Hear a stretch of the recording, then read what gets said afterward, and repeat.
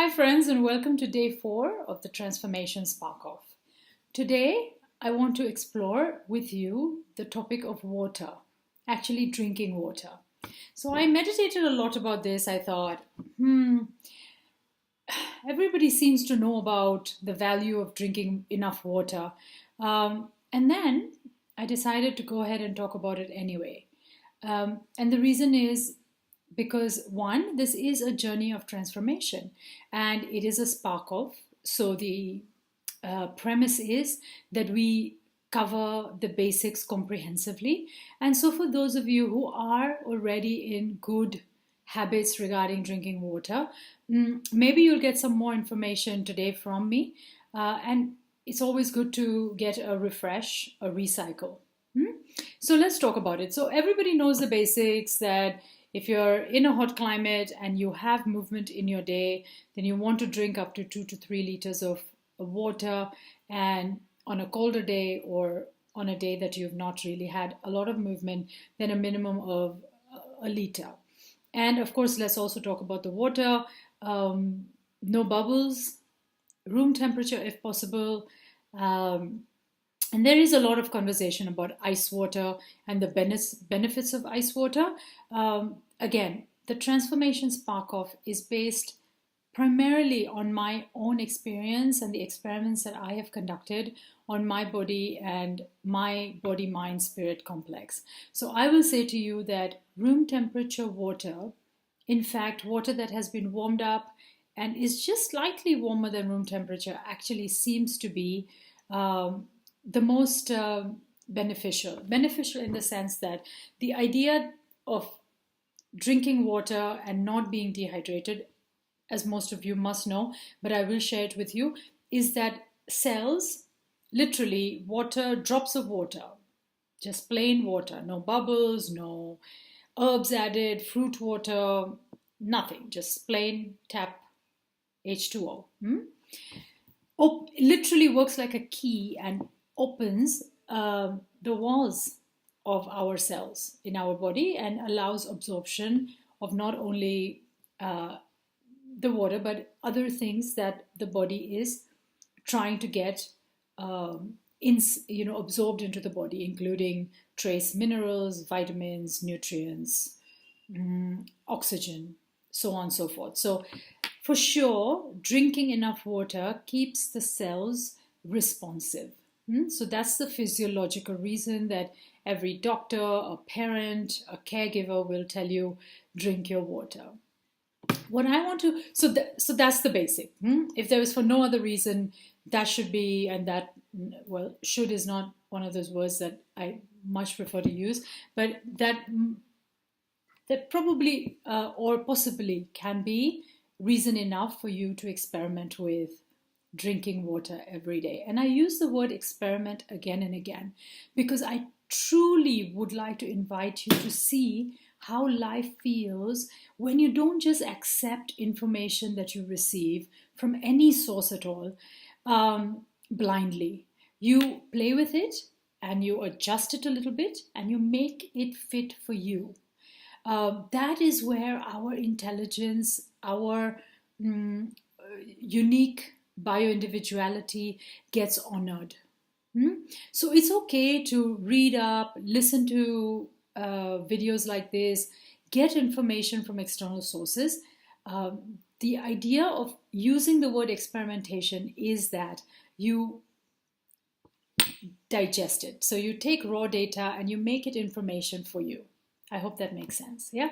And that actually applies for every video you will see and all the work that I ever do one-on-one in any event. And for sure in this process, that this is a suggestion, this is data, this is my life's experience, and I'm inviting you to experiment and see what works for you. Yeah.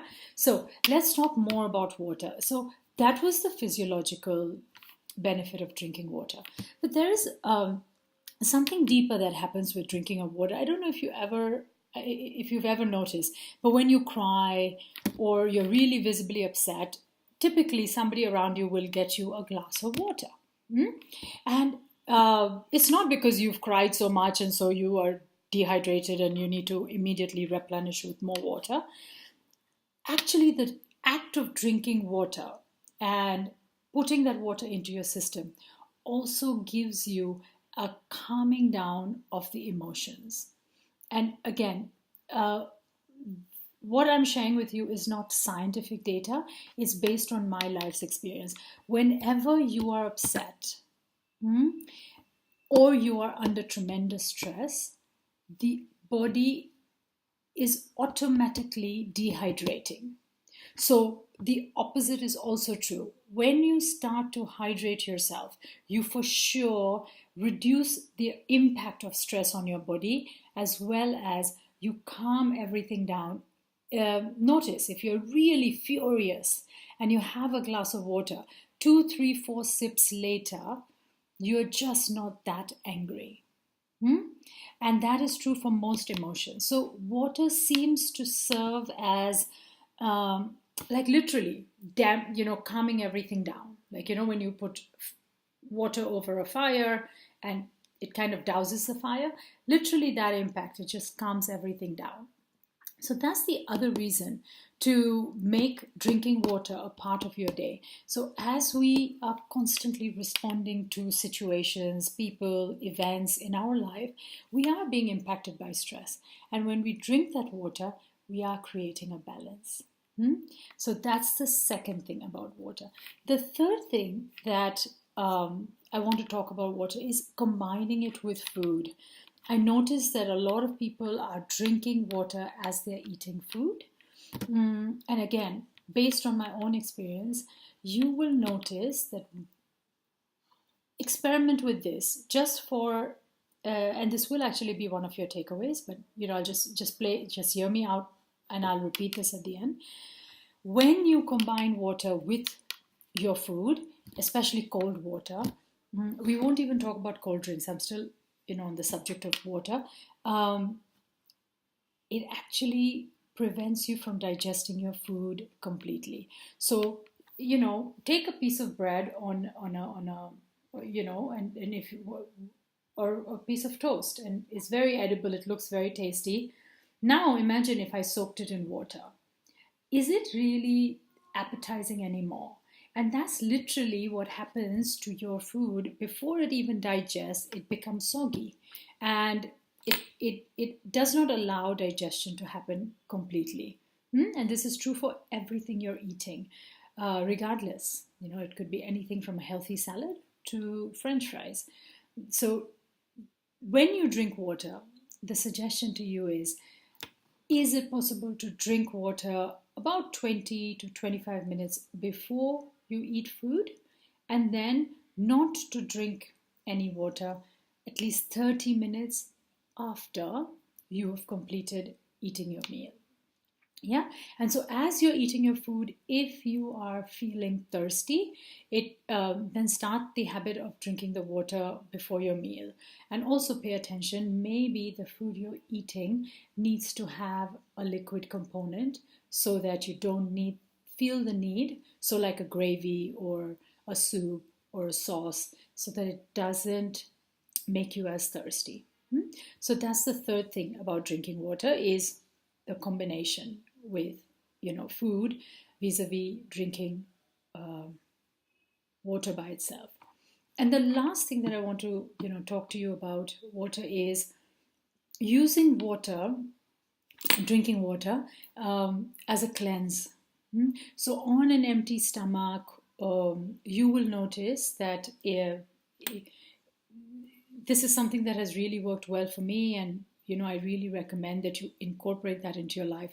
But once a week, to have a morning. So if you get up very early, about the first 3 or 4 hours that you're awake, drinking only warm water and added nothing to it, and really waiting for those first 4 or 5 even hours to be finished before you put any food into your system. Drinking just the water, and about a liter and a half, you will notice that you will find a tremendous cleansing of your system. Your your bowel motions, the color of your urine, Your skin will look really plump and bright. Your eyes will clear up. And emotionally, or in your mind, like my biggest benefit always is that I always end up feeling very light and very focused. So doing it like once a week really gives you a little bit of a short detox. And then, of course, if it's too much for you to be hungry for 4 or 5 hours, then you do it for 3 hours or, as much as is possible. Yeah. So that's the last thing that I wanted to talk to you about water. Those are the key things. Your takeaway for today, actually there are two. One is for the next 24 hours and then for the remaining period of the transformation SparkOff, see if you can experiment with not drinking water with your meals and see how that feels in your stomach. And again, this is an experimentation always. The rules hold, or the non-rules. Do it as is comfortable for you. So that's the first takeaway. And the second takeaway, and this is an invitation, is from today till the end of the SparkOff, the only drink that you drink through the day is plain water.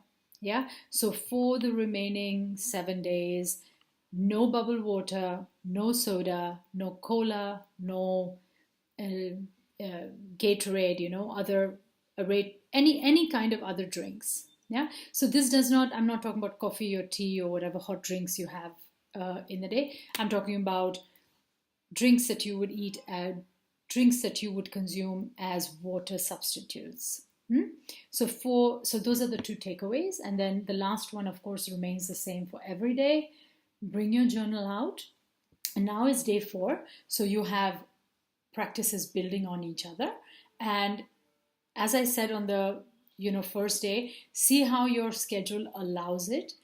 Were you not in a position to do all 3 practices as well as the 4th one, the one you want to start dropping in reverse order. So the breath practice that you heard about on day 1, that's the one you want to hold as the bare minimum. So that's the order in which you'll drop, will be in the backward order. And at least for 24 hours, every new practice that we discuss, I invite you to find the self-discipline, the motivation to experiment with it for 24 hours. This is day 4. Again, asking questions, sending feedback, brilliant idea. I'm fairly responsive. I'll turn it around for you so that you don't get stuck. I hope you're really enjoying this process. I have to tell you, it has been a revelation for me. I am just having the best time, and I'm hoping that I can build on this and deliver more programs of this sort to you. So tell me how you like it or what you don't like. All right, take care. Bye.